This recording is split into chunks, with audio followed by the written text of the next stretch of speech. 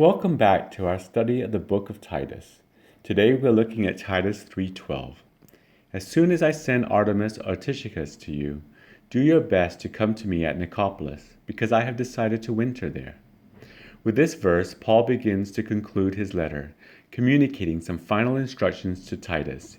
He starts by sharing several facts about his current situation. First, Paul planned to send either Artemas or Tychicus to Titus. Although Artemas is not referred to anywhere in the New Testament, Tychicus is mentioned in 4 other places. Acts 20 verse 4 tells us he was with Paul on his trip from Greece to Macedonia. Ephesians 6:21 tells us he was with Paul in Rome and delivered letters to Ephesus. And Colossians 4:7 relates that he delivered Paul's letters to the Colossian Christians.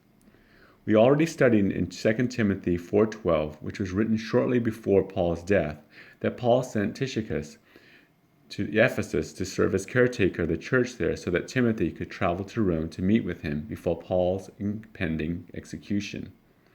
Second, Paul asked Titus to join him at Nicopolis, a city in western Greece, where he intended to spend the winter.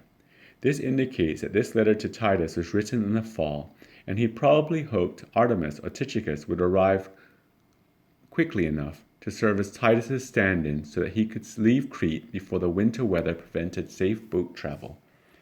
We don't know if Titus was able to join Paul in Nicopolis, but 2 Timothy 4:10 indicates he was able to join Paul later in Rome.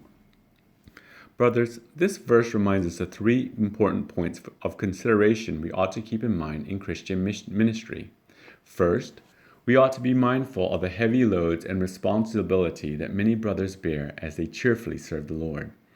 As the harvest is great while the workers are few, we should consider the impact our requests could have on others and seek to offset their load and/or enlist the support of others in mitigating the impact to a particular ministry.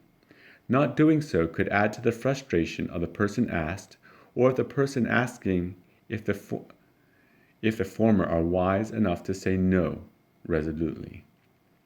Pitching a request to the wider body of believers affords the opportunity to help or serve and helps identify the need to reinforce ministry leaders to the shepherds of a congregation.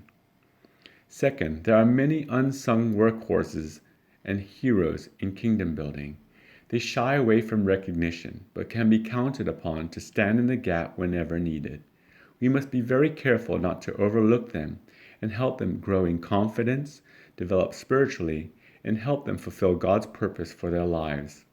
As in the case of Tychicus, understanding which servant leaders have the requisite skills, temperament, and availability to relieve other ministers for a needed break or intervene where a pressing need arises ensures that kingdom work continues despite the many challenges experienced by the church. Third, the importance of meeting one another face to face cannot be understated. Even with this pandemic, finding the time to communicate one-on-one is essential in encouraging one another, holding each other accountable, and understanding what each is going through. Brothers, this is a great word to just reinforce to each of us of the need to be sensitive to what others are going through. I hope that this Bible study is encouraging to you and just helps you as you continue your spiritual walk with the Lord. I pray God's blessing upon you.